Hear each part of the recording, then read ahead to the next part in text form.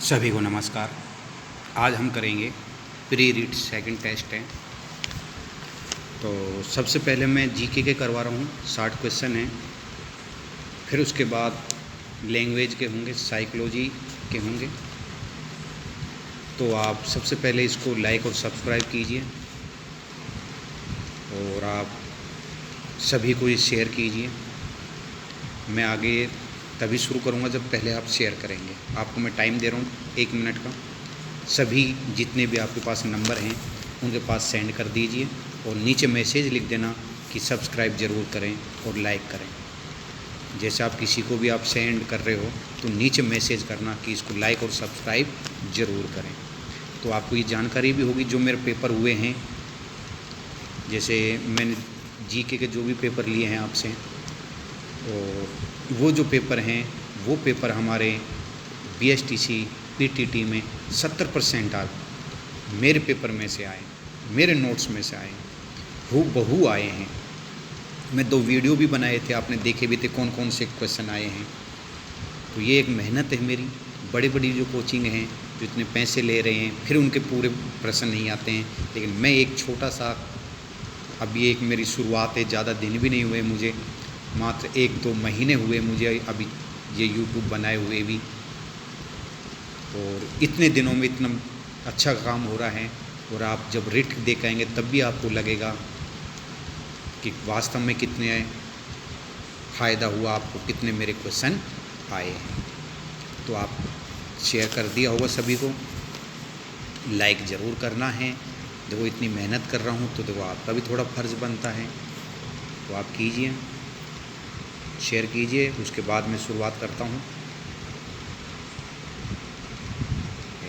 ये है जीके सामाजिक विज्ञान 51 से। तो आप सबसे पहले लाइक कर दीजिए, सभी लोगों को शेयर कर दिया। चलिए अब शुरुआत करते हैं। इसको क्या करना है, आपको मिलान करना है। जल्दबाजी नहीं करेंगे क्योंकि 2 वीडियो हैं, जीके संस्कृत और हिंदी। वो जीके का अलग बनेगा, लैंग्वेज का अलग बनाया है मैंने, क्यों एक लंबा हो जाता है तो इस तरीके से अलग बना दिया है मैं। उसमें मैथ साइंस वाले हैं वो इनको नहीं देखेंगे, तो वो केवल उसी को ही देख लेंगे। तो जीके का अलग है, बाकी हिंदी, संस्कृत और साइकोलॉजी का एक है, क्योंकि वो मैथ साइंस वालों में भी काम आता है, तो इसलिए जीके का ये स्पेशल अलग वीडियो बना दिया है। तो शुरुआत करते हैं। इसमें आपको मिलान करना है। एक तरफ जनपद है और एक जनपद की राजधानी है। तो पहला है अंग, वाराणसी, काशी, चंपा, अस्मक, तक्षशिला, गांधार, पोटली, क्रूत, इंद्रप्रस्थ। तो आपको ये देखो, मैं एक प्रश्न दे सकता था लेकिन मैंने 5 क्वेश्चन दिए हैं। वो इसीलिए दिए हैं ताकि आपको याद करवाया जाए, ज़्यादा से ज़्यादा याद करवाया जाए। केवल मुझे फॉर्मेलिटी नहीं करनी थी, केवल एक प्रश्न दे सकता था अंग की राजधानी कौन सी है, लेकिन मैं दिया है 5 ताकि ये 5 राजधानी आपको याद हो जाए जनपद की। तो देखिए नंबर 1 है अंग है। तो अंग की राजधानी आपको पता है चंपा है। अंग की राजधानी कौन सी है? चंपा। तो ए सी, देखो अंग ए का अर्थ होगा ए और सी का अर्थ होगा चंपा, तो ए सी हो जाएगा अंग और चंपा। तो ए का बी हो जाएगा। तो देखिए ए में बी किस में आ रहा है भाई, पहले में बी, तो देखिए दूसरे में आ रहा है। तो यही हम क्या करेंगे, तो आपको यहाँ भी सिखा रहा हूँ कि आंसर कैसे लेके आएँ। हमें केवल एक का पता था अंग, अंग की कौन सी चंपा, तो एक का बी। तो देखिए एक का बी किस ऑप्शन में? ए के ऑप्शन में। कौन से ऑप्शन में? 2 में। तो आगे हमें चाहे आता हो या नहीं आता हो तो हम इसके आधार पे भी कर सकते हैं, ठीक है। लेकिन हम आगे पूरा करेंगे। तो अंग की चंपा होगी अर्थात ए का बी हो गया, बिल्कुल राइट है। काशी की वाराणसी, काशी की वाराणसी अर्थात ए हो जाएगी, बिल्कुल राइट है। फिर 3 में, 3 कौन से? अस्मक, अस्मक की कौन सी है? यानी डी पोटली। और गांधार की कौन सी है? तक्षशिला, यानी 4 का सी। और क्रूत की कौन सी है? इंद्रप्रस्थ, तो इसका ई है। तो आपको एक और बता देता हूँ, दक्षिणी भारत, मात्र एक दक्षिणी भारत का जनपद था जिसका नाम था अस्मक। तो प्रश्न एक एक्स्ट्रा भी हो सकता है, ध्यान से सुनना कि दक्षिणी राजस्थान का मात्र एक जनपद कौन सा है, तो वो एक ही जनपद है, वो कौन सा है, अस्मक है। ठीक है, तो एक ही जनपद कौन सा है दक्षिण भारत का, अस्मक है। बाकी आपके उत्तर पूरा उसके जनपद हैं, लेकिन दक्षिण भारत का केवल एक ही जनपद है, वो है अस्मक, जिसकी राजधानी कौन सी है, पोटली। तो पहले 91 का राइट आंसर है 2, जिसको अपन बी कह सकते हैं, नंबर 2। ईडस को संस्कृत में किस नाम से जाना जाता था, यानी ईडस को संस्कृत में किस नाम से जाना जाता था, अपाह को, अमृत को या सिंधु को। तो 92 का राइट आंसर सिंधु को ईडस कहा जाता था, और ईडस से ही सिंधु बना और सिंधु से ही हिंदुस्तान बना। नंबर 93, जन्म से पहले कितने संस्कार किया जाता था, 1, 2, 3। तो आपको पता है मानव प्रत्यक्ष से कितने संस्कार किया करता था, तो प्रत्यक्ष से मात्र 14 संस्कार करता था, नहीं वो 12 संस्कार, 4 संस्कार वो नहीं करता था, क्योंकि 3 तो जन्म से पहले संस्कार किया जाता था और एक अंतिम होता है अत्येष्टि, तो वो तो उसमें वैसे ही नहीं करेगा। तो 16 संस्कार है, 16 संस्कार में से 4 कम कर दीजिए, क्योंकि 3 तो जन्म से पहले उसको पता ही नहीं होता है, और 1 मृत्यु, तो 4 हो गए। तो प्रत्यक्ष 4 को कम कर दीजिए, कितने बच गए, 12। तो 12 का वो प्रत्यक्ष संस्कार क्या करता था, तो इसका 3 संस्कार हैं।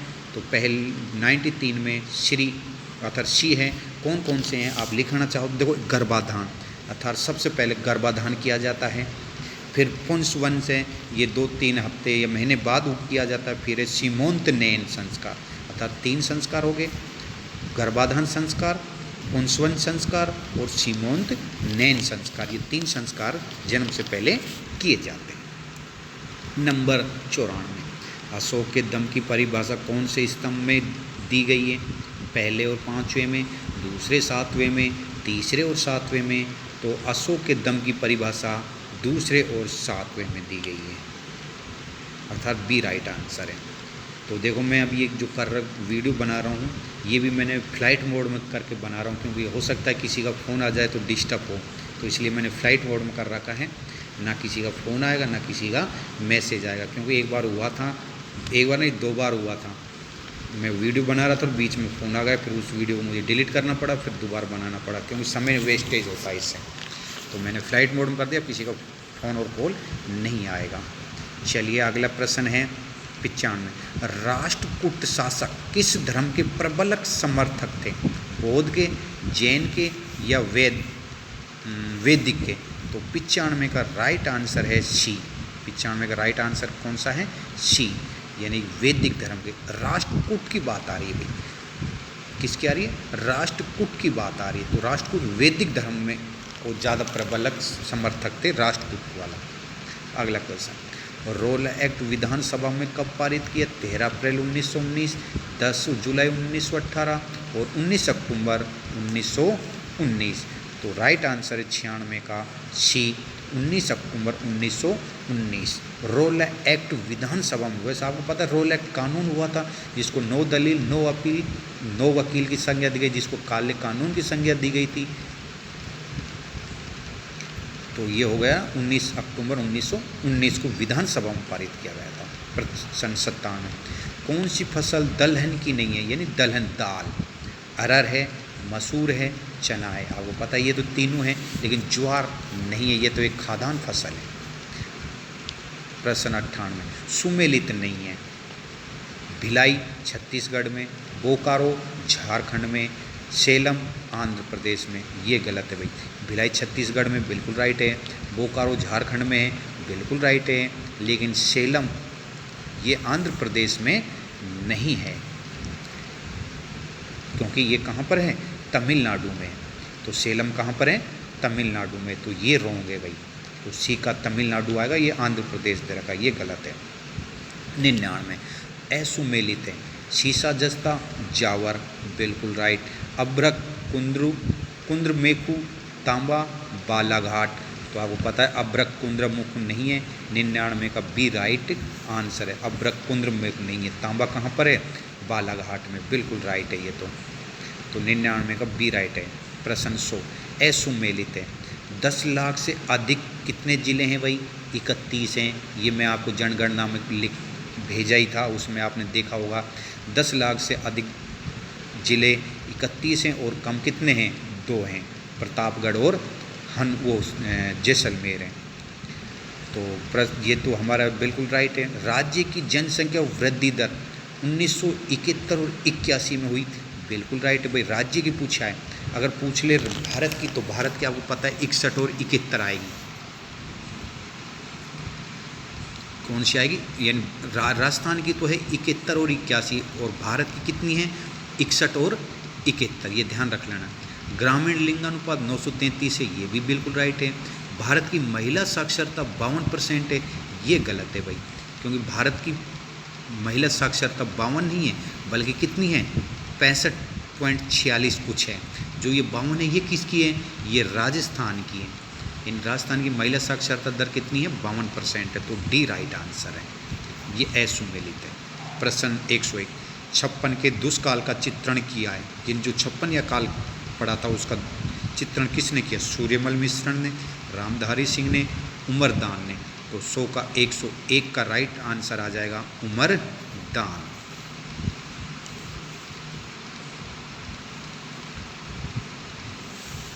प्रश्न 102, जिला न्यायालय कितने रुपए तक की राशि के मामले सुन सकता है?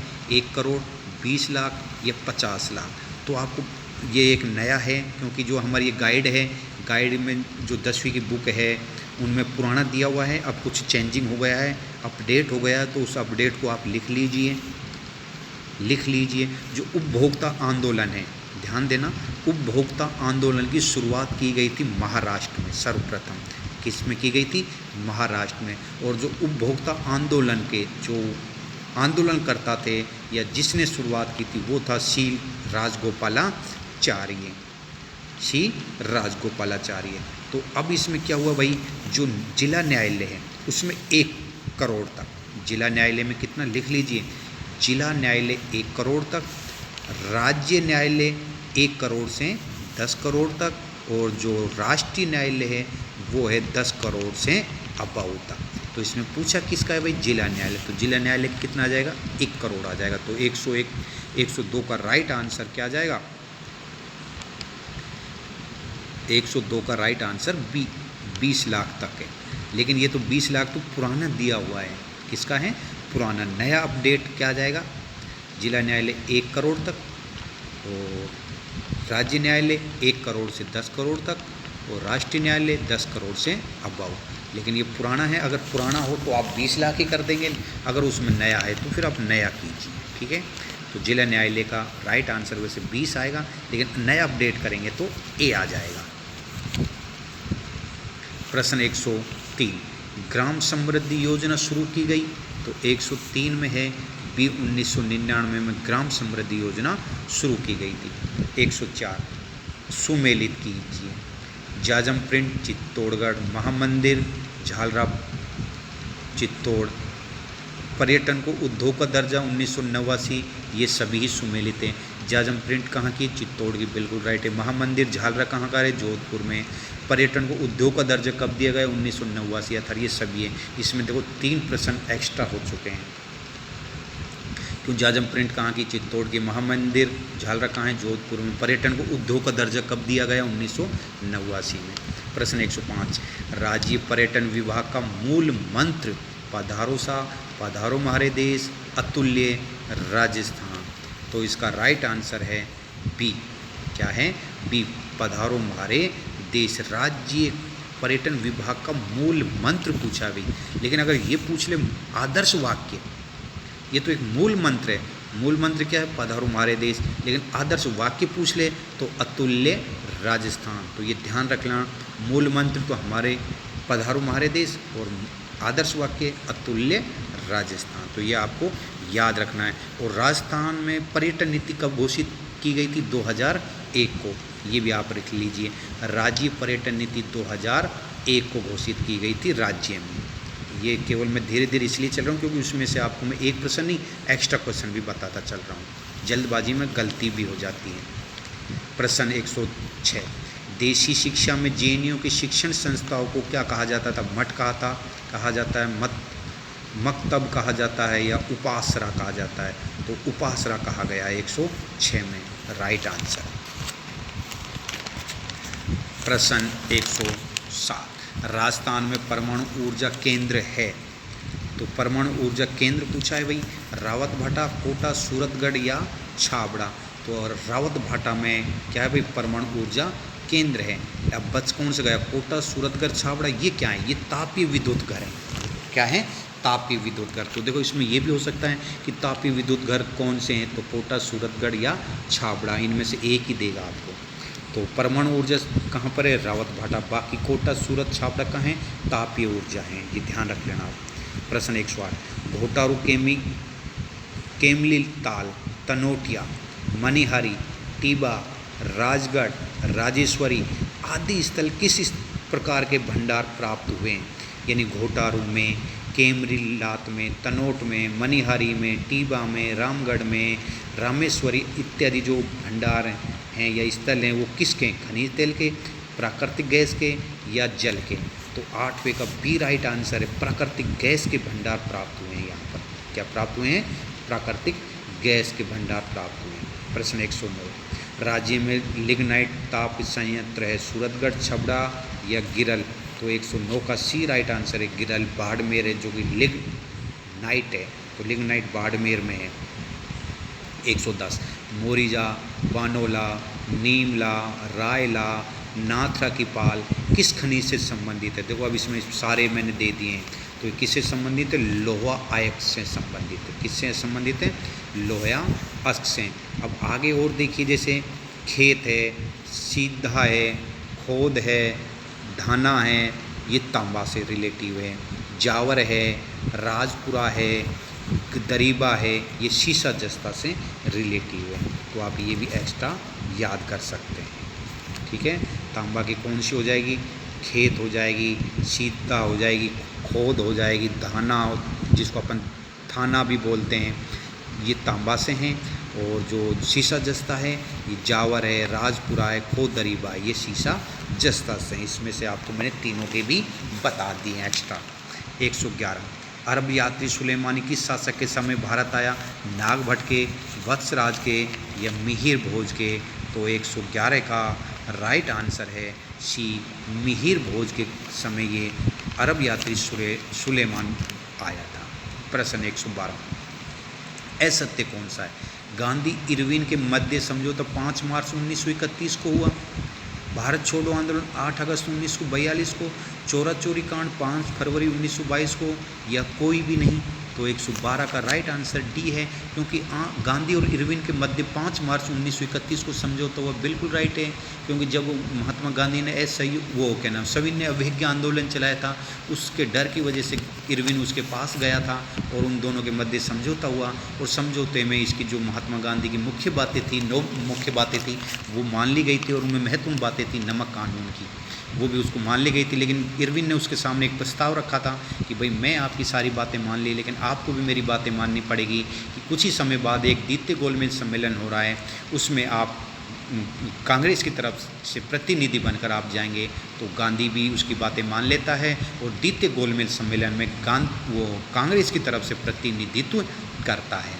तो एकमात्र द्वितीय गोलमेज सम्मेलन है जिसमें महात्मा गांधी गया था। अब एक एक्स्ट्रा प्रश्न मैं आपसे पूछ रहा हूँ, ऐसा कौन सा गोलमेज सम्मेलन है, वो ऐसा कौन सा व्यक्ति है जो 3 गोलमेज सम्मेलन में गया था। तो आप बताइए, ऐसा कौन सा व्यक्ति है जो 3 गोलमेज सम्मेलन में भाग लिया था। तो उसमें एकमात्र व्यक्ति है, वो है भीमराव अंबेडकर, वो 3 गोलमेज सम्मेलन में भाग लिया था। भारत छोड़ो आंदोलन 8 अगस्त 42 बिल्कुल राइट है। चोरा चोरी कांड 5 फरवरी 1922 बिल्कुल सही है, जिसमें असहयोग आंदोलन इसकी वजह से फिर क्या कर दिया जाता है, पोस्टपोन्ड कर दिया जाता है, बंद कर दिया जाता है। क्योंकि चोरा चोरी कांड में आपको पता है लगभग 20-21 यानी थानेदार और पुलिस व्यक्ति जिंदा जला दिए थे थाने में, इसलिए इसको बंद करना पड़ा। तो डी राइट आंसर है। प्रश्न 113, राज्य की संचित निधि पर नियंत्रण होता है राज्यपाल का, मुख्यमंत्री का या विधानसभा का। तो राइट आंसर है इसमें तीसरा, विधानसभा का संचित निधि पर नियंत्रण होता है। प्रश्न 114, बहुउद्देश्य परियोजना किस नदी पर नहीं है, ये पूछा है, किस नदी पर बहुउद्देश्य परियोजनाएं नहीं है। माही, घग्गर, लूनी, चंबल। तो आपको पता है घग्गर तो है ही नहीं, नहीं लूनी है, क्योंकि ये तो क्या है, मौसमी है। तो इसका मतलब है किस पे है, पहला और चार पे है। तो पहला और चार, माही और चंबल, ये कह रहा किस पर नहीं है, तो नहीं है 2 और 3 पर नहीं है, सी राइट आंसर है। अर्थात घग्गर और लूनी पर बहुउद्देश्य परियोजनाएं नहीं है, चंबल पर भी बहुउद्देश्य परियोजना है और माही पर भी है, अर्थात 2 और 3 पे नहीं है, सी राइट आंसर है। प्रश्न 115, जवाहरलाल नेहरू हवाई अड्डा मुंबई, बिल्कुल राइट है। दमदम हवाई अड्डा कोलकाता, बिल्कुल राइट है। इंदिरा गांधी हवाई अड्डा बेंगलोर, ये गलत है। इंदिरा गांधी हवाई अड्डा ये कहाँ पर है, न्यू दिल्ली है, अर्थात दिल्ली में ही है। प्रश्न 116, मिस्मी की पहाड़ी हिमालय की किस श्रेणी में स्थित है, शिवालिक की, लघु हिमालय की या वृद्ध हिमालय की, तो ये शिवालिक की पहाड़ी की क्या है, श्रेणी में है। कौन सी, मिस की पहाड़ियाँ। प्रश्न 117, सर्दी में वर्षा होती है भारत में, यानी कहाँ से होती भारत में सर्दी में वर्षा, उत्तरी पश्चिमी मानसून से, दक्षिणी पश्चिमी से या उत्तर पश्चिमी से, तो 17 का राइट आंसर है उत्तर और पश्चिमी से जो वर्षा होती है वो सर्दी में होती है, अर्थात सर्दी में जो वर्षा होती है उत्तरी पश्चिमी मानसून से होती है, जो भूमध्य रेखाओं से आती है। लेटेराइट मिट्टी सर्वाधिक पाई जाती मालाबार तटीय प्रदेश में, कोरोमंडलीय तटीय प्रदेश में या राजस्थान में, तो आपको पता है ये कहाँ, मालाबार तट्टी, जो कि कहाँ पर है, केरल में है। तो 118 का राइट आंसर ए आएगा। तो केरल है मालाबार तटीय प्रदेश जिसमें लेटेराइट की मिट्टी पाई जाती है। प्रश्न 119, राज्य नीति निर्देशक तत्व कौन से भाग में, 3 में, 4 में या 4 क में, तो ये है 4 में नीति निर्देशक तत्व, 4 क में नहीं 4 में है, बी राइट आंसर है। 120, न्यायारों की संख्या 63, आलवारों भक्तों की संख्या 12 और नयनवारों की संख्या, अर्थात नयनवार विष्णु को पूजते थे, तो ये आपको असत्य बताना है। तो नयनवार विष्णु को नहीं पूजते थे बल्कि किसको पूजते थे, शिव को पूजते थे। देखो इसमें आप कंफ्यूज हो जाओगे, अलवावार और नैनावार। तो देखो मैं आपको एक ट्रिक्स बता देता हूँ। नैन का अर्थ होता है आँख, आँख का है, आँख किसके हैं भाई, शिव जी के। शिव जी की कितनी आँखें, 3। तो नैन का मतलब है आँख, आँख का मतलब शिव, शिव का मतलब है शिव के भक्त थे वो। नैन आँख, आँख का मतलब शिव, तो शिव से भक्त थे। और आलवारवार विष्णु के भक्त थे, आप ये याद रख लीजिए। नैनावार अर्थात नैन, तीसरी नैन किसकी, शिव की, तो ये शिव के भक्त थे, तो आप ऐसे याद कर सकते हैं। सी राइट आंसर है इसका 120 का। 121, पाठ्यक्रम लक्ष्य प्राप्ति रिक्तस्थान होती है, ये मैंने शिक्षण विधि के दे दिए इसमें। साध्य साधन दोनों, तो पाठ्य पुस्तक लक्ष्य प्राप्ति होती साधन के रूप में या साध्य के रूप में, तो 121 का राइट आंसर है हमारा कौन सा, बी राइट है आंसर है, साधन के रूप में।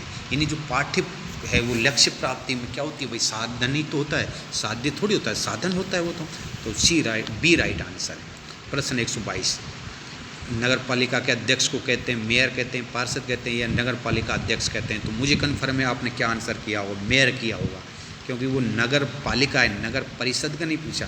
अगर नगर परिषद का पूछ ले तो मेयर आएगा, लेकिन ये पूछा नगर पालिका के अध्यक्ष को नगर पालिका अध्यक्ष ही कहते हैं, और जो उनके सदस्य हों वो तो पार्षद ही होते हैं, जो जनता द्वारा प्रत्यक्ष रूप से चुने जाते हैं। प्रश्न 123, राजस्थान धन जन आधार योजना शुरू की गई 2019, 2020, 2018, तो 123 का राइट आंसर है 2019 को राजस्थान जन धन आधार योजना शुरू की गई थी।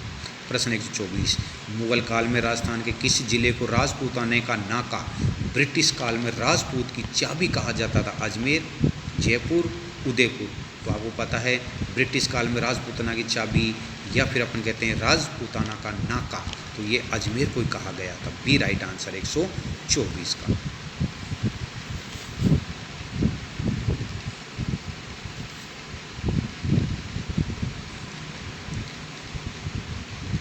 प्रश्न 125, किस मंदिर को मामा भांजे का मंदिर कहते हैं, काकुनी, फूल देवरा या भंड देवरा, तो ये फूल देवरा को कहा गया 125वें में, बी राइट आंसर है।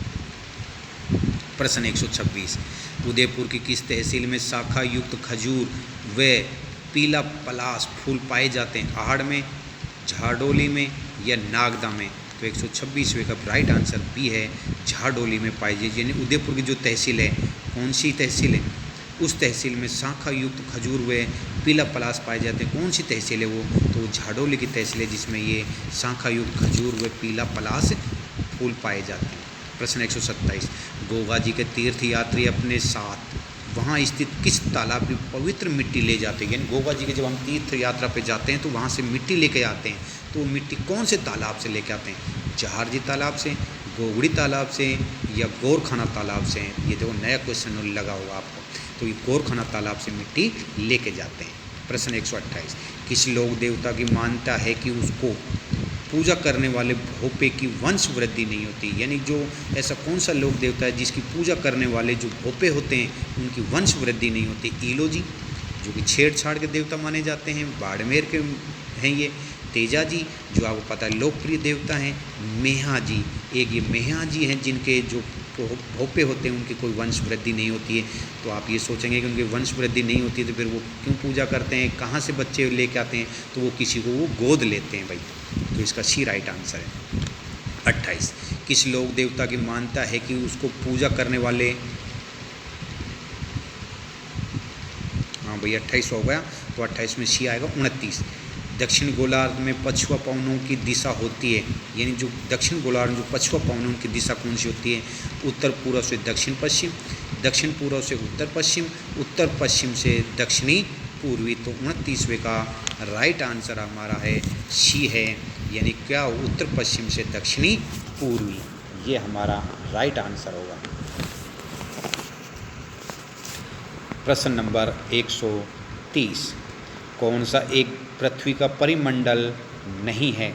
वायुमंडल, जीवमंडल, स्थलमंडल, ओजोन मंडल। तो पृथ्वी का परिमंडल देखो वायुमंडल भी है, जीवमंडल भी है, स्थलमंडल भी है, लेकिन ओजोन मंडल नहीं है। ये एक परत है वायुमंडल की, तो ये परिमंडल नहीं है, ओजोन परत है जिसमें आपको पता है जो हमारी पराबैंगनी किरणों से रक्षा करती है। तो ये इसका राइट आंसर डी आ जाएगा। प्रश्न 131, शासकों का सही क्रम बताना है। कुंभा, करण सिंह, राज सिंह या अमर सिंह? तो आपको पता है सर्वप्रथम कुंभा हुए थे, तो पहला राइट है। उसके बाद कुंभा के बाद हुआ था कौन? करण सिंह, बिल्कुल राइट है। करण सिंह के बाद कौन हुआ? नहीं भाई करण सिंह नहीं आएगा भाई, अमर सिंह आएगा, जो कि किसका पुत्र था? अमर सिंह, प्रताप का पुत्र था। तो पहले में कुंभा, फिर आएगा अमर सिंह, अर्थात 1 और 4। फिर अमर सिंह का पुत्र कौन था? करण सिंह। फिर करण सिंह के बाद आया था राज सिंह। तो इसका क्रम से करना है हमें, तो ज़रूरी नहीं है भाई देखो मैं ये दे दिया है तो आपको यही याद करना है, यानी क्रम तो आपको याद करना ही पड़ेगा। हो सकता है उसमें सन भी आ जाए, तो एक प्रश्न आपको ऐसे याद करके जाना ही पड़ेगा। तो कुंभा, उसके बाद अमर सिंह, अमर सिंह के बाद करण सिंह, करण सिंह के बाद राज सिंह। तो तीसरा राइट आंसर है सी, इसका राइट है। 132, सुमेलित कीजिए। सुमेल का युद्ध 1734, हुडा सम्मेलन 1544, तुंगा का युद्ध 1748, बगरू का युद्ध 1787। तो आपको पता है इसको सुमेलित करना है आपको 132वें में। तो देखिए सुमेल का युद्ध तो ये हुआ था भाई 1544 में। सुमेल का युद्ध कब हुआ था? 1544 में। हुरडा सम्मेलन कब हुआ? 1734 में, जो कि कहाँ पर है ये हुरडा? आपको पता ही भीलवाड़ा में। तुंगा का युद्ध तो पहले में क्या था? बी। तो बी में देखो पहले में भी है, बी में भी है, तो ये इनमें से तो डी को हम सी को काट ही देते हैं पहला, और बी में दूसरे में से आगे चलते हैं। तो सुमेल 44 हुडा सम्मेलन 34 ए राइट है, तो इसका मतलब बी राइट है। बी और ए, फिर आगे आएगा डी और सी। इन तुंगा का युद्ध क्या है? डी, यानी 1787, और बगरू का युद्ध हुआ था 1748 में। तो हमारे ये आपके जो झाला, अच्छा 32 हो गए। अब करते हैं हम 33। बगरू का ईश्वर सिंह मराठा, यानी बगरू का जो युद्ध हुआ था ईश्वर सिंह मराठा, जो कि तुंगा लालसोट महादेव जी, यानी जो बगरू का युद्ध हुआ था वो किसके मध्य हुआ था? ईश्वरी सिंह, जो कि आपको पता है माधो सिंह और ईश्वर सिंह दोनों भाई थे, इनके मध्य युद्ध हो गया था राजगद्दी को लेकर। फिर आपको पता है मराठा और फिर ईश्वरी सिंह के मध्य हुआ था, जो कि बगरू का युद्ध हुआ था। फिर तुंगा का युद्ध जो कि लालसोट में है, ये हुआ था महादजी सिंधिया और राठौड़ कछवा की गठबंधन सेना के मध्य युद्ध हुआ था। कौन सा? तुंगा का युद्ध। तो तुंगा का युद्ध कब हुआ? 1787 में। प्रश्न 133, असुमेलित प्रजामंडल, जयपुर प्रजामंडल 1931 कपूरचंद, बिल्कुल राइट है। देखो मैंने आपको आज भेजी भी होगी ये प्रजामंडल की, मैंने ट्रिक्स भी नीचे भेज रखी है कि 1931 में बी और जे और बी, जयपुर और बूंदी, ये आपको मैंने लिख के भेज रखी है। तो जयपुर 1931 कपूरचंद बिल्कुल सही राइट है। और मैंने आपको प्रजामंडल की ट्रिक्स भी बता रखी है। कौन सी? जेसमी काकी ने भोड़ू भाबू को ने मारा, तो जेसमी, तो जैसलमेर, मी का अर्थ होगा मीठा लाल, जेसमी काकी, तो का की, तो किशनगढ़ कांतिलाल। तो इस तरीके से आप याद कर सकते हो। बीकानेर 1936 मेघाराम, बिल्कुल राइट है। झालावाड़ प्रजामंडल 1944 मांगीलाल, ये गलत है भाई, क्योंकि झालावाड़ प्रजामंडल ये अंतिम हुआ था और अंतिम 1944 नहीं 46 है, मांगीलाल है, ये तो राइट, लेकिन सन इसकी गलत है। अलवर प्रजामंडल 1938 पंडित हरि नारायण, तो देखो 1938 में 4, 3, 2, 5 प्रजामंडल हुई थी। कौन सी? एक तो अलवर, दूसरी भरतपुर, तीसरी करौली। ABC मैंने आपको बता रखा है, तो इसका राइट आंसर सी आएगा।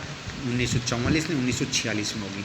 सुमेलित है मत्स्य के PM शोभाराम, तो मैंने आपको PM की ट्रिक्स बता रखी है। शोभा गोकुल की मणि हीरा के पास है, शोभा गोकुल की मणि हीरा के पास है, तो शोभा बिल्कुल राइट है। वृद्ध राजस्थान के राज प्रमुख मान सिंह, बिल्कुल राइट है। तो मैंने आपको राज प्रमुख की भी ट्रिक्स बता रखी है। शोभा गोकुल मणि हीरा पास है, तो राज प्रमुख की क्या है? उदय भीम को भोपा, उदय भीम को भोपा मानता है, उदय भीम को भोपा मानता है, ये राज प्रमुख की है। PM की क्या है? शोभा गोकुल की मणि हीरा के पास है। तो राजस्थान, संयुक्त राजस्थान की राजधानी उदयपुर, बिल्कुल राइट है। और राजधानी की भी मैंने आपको जिक्र रखी, AQJ। अब अजमेर का विलय 1956, बिल्कुल राइट है, ये सभी सही हैं भाई। प्रश्न 136, कजली सतुड़ी तीज मनाई जाती, चैत्र सावन भादो, तो 135वें का राइट आंसर है हमारा। कब मनाई जाती है? भादवा में कजली तीज, जिसको सतुड़ी तीज भी कहते हैं, कजली तीज या फिर सातुड़ी तीज भी कहते हैं, तो भाद्रपद में मनाई जाती है। प्रश्न 136, मंडवा क्यों प्रसिद्ध है भाई? भित्ति चित्रों के लिए, मंदिरों के लिए, महलों के लिए, तो भित्ति चित्रों के लिए प्रसिद्ध है शेखावाटी में।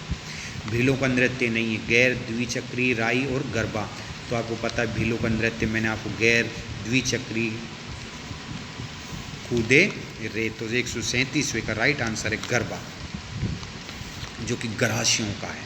गरबा किसका है?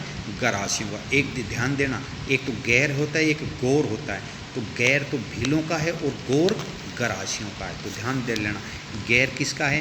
भीलों का। गौर किसका है? गरासियों का। गरबा भी किसका है? गरासियों का, तो डी राइट आंसर है। प्रश्न 133, तत्ववाद यंत्र है मजीरा, थाली या इकतारा, तो 38वें का इकतारा है, जो कि क्या है? तत्ववाद यंत्र है। A और B किसके हैं? यानी मजीरा और थाली किसके हैं? घनवाद यंत्र हैं ये। प्रश्न 139, चुंबक आभूषण है, हाथ का, अंगुली का, दांत का, तो चुंबक दांत में पहना जाता है भाई। और एक चूंक तो होती है, चूंक किसकी होती है? नाक की होती है, तो इसका राइट आंसर सी आ जाएगा। 140, राजस्थान भाषा का स्वर्णकाल था 1550 से 1925, 1650 से 1850, 1250 से 1450, तो 1650 से 1850 भी राइट आंसर। 141, सहकारी समिति का पंजीकरण कराया जाता है, सहकारिता विभाग में कराया जाता है। केंद्रीय बैंक का कार्य है नोट निर्गम करना, तो 142वें का राइट आंसर ए आएगा। 143, सूक्ष्म शिक्षण में पुनः पाठ योजना करते समय दिया जाता है 5 मिनट, 36 मिनट, 10 मिनट, तो पुनः पाठ योजना में समय दिया जाता है 10 मिनट का, और संपूर्ण समय होता है, कुल समय होता है 36 मिनट, और सूक्ष्म शिक्षण में टाइम कितना लगता है? 5 मिनट, कुल समय 36 मिनट, पुनः पाठ करवाने के लिए 10 मिनट, तो ये याद रख लेना। सूक्ष्म शिक्षण में समय दिया जाता है 5 मिनट का, संपूर्ण समय लगता है 36 मिनट का, पुनः पाठ योजना में 10 मिनट का, तो इसका राइट आंसर सी आ जाएगा। 144, सामाजिक ज्ञान शिक्षक की सबसे महत्वपूर्ण योग्यता है, विषय ज्ञान, सामाजिक सक्रियता या शिक्षण पद्धति का ज्ञाता, तो 144वें का राइट आंसर है सामाजिक सक्रियता। 145, भ्रमण पद्धति प्राचीन काल में उल्लेख किया गया, यानी भ्रमण पद्धति का उल्लेख किसने किया था भाई? अरस्तु और सुकरात दोनों ने किया था। ग्रामोफोन क्या है भाई? ग्रामोफोन श्रव्य श्रव्य क्योंकि हम सुनते हैं 147। एजुसेट योजना राज्य में शुरू की। देखो आपको बता दें एजुसेट कौन सी योजना है भाई, ये एजुकेशन से रिलेटिव है, जो कि उपग्रह हमारा था। ये कहाँ से शुरू की गई थी, ये अजमेर से शुरू गई थी 2 अप्रैल यानी 22 अप्रैल 2016 को। ये आप लिख लीजिए, एडुसेट योजना कब प्रारंभ की गई, 22 अप्रैल 2006 को की गई थी। कहाँ से की गई थी, अजमेर से की गई थी, और ये एक एजुकेशन से रिलेटिव है। 148 प्रायोजना विधि में कितने मुख्य सोपान है भाई, प्रायोजना विधि में मुख्य सोपान कितने हैं भाई, 4 हैं। 149 NAS राष्ट्रीय उपलब्धि सर्वेक्षण किया गया था, यानी NAS का मतलब क्या होता है, राष्ट्रीय उपलब्धि सर्वेक्षण शुरू कब किया गया था, 149 में ए है, अर्थात 1917 में। तो भाई इसमें क्या है, ये NS राष्ट्रीय उपलब्धि सर्वेक्षण, इसमें क्या है, यानी कक्षा 3 से 5 तक, कक्षा 3 से 5 तक कितने क्वेश्चन, 45 क्वेश्चन दिए गए थे, प्रत्येक विषय के 15-15 क्वेश्चन, यानी एक 1 वीक सीरीज़ बना दी जाती थी। उस 1 वीक सीरीज़ में से बच्चे याद करते थे, और उन बच्चों को याद करने पर क्या होते थे, कुल 3 से 5 तक 45 क्वेश्चन दिए जाते हैं। कितने क्वेश्चन दिए जाते हैं, 3 से 5 तक 45 क्वेश्चन, और उन 45 क्वेश्चन वो केवल हमारे ऑब्जेक्टिव टाइप वस्तुनिष्ठ प्रश्न होते थे, यानी OMR शीट में भरने होते थे। और जो 8वीं क्लास के थे उसमें 60 क्वेश्चन दिए जाते थे। कितने क्वेश्चन, 60 क्वेश्चन, और वो 60 क्वेश्चन किस में करने होते हैं, OMR शीट में। 3 से 5 तक 45 क्वेश्चन, प्रत्येक विषय के कितने 15। 8वीं के में कितने, 60, तो उसमें कितने 15 क्वेश्चन ही है, वो OMR शीट में करने होते हैं। ये NS राष्ट्रीय उपलब्धि सर्वेक्षण है, और उसके आधार पर जो OMR शीट होती है उसके आधार पर उनका सर्वेक्षण किया जाता था। तो इसमें लिखा भी है 3 से 5 45 क्वेश्चन, प्रत्येक विषय के 15-15, 8वीं के 60 OMR शीट में करना होता है। प्रश्न 150 मूल्यांकन के सिद्धांत हैं, तो 150 के सभी हैं, व्यापकता का है, निरंतरता का है, और विभेदीकरण का है। तो आपके 150 अर्थात 91 में से कितने राइट हैं, अर्थात आपके 60 में से कितने राइट हैं, आप ज़रूर बताएं। और आपको ये अगर अच्छा लग रहा है तो निश्चित है आप ज़्यादा से ज़्यादा शेयर कीजिए। अगर हो सकता है आपने नहीं की हो तो अब आप फ्री हो चुके हो, अब आप इसको ज़्यादा से ज़्यादा लोगों को शेयर कीजिए, मैसेज भी कीजिए, इसको सब्सक्राइब करें। सभी को धन्यवाद।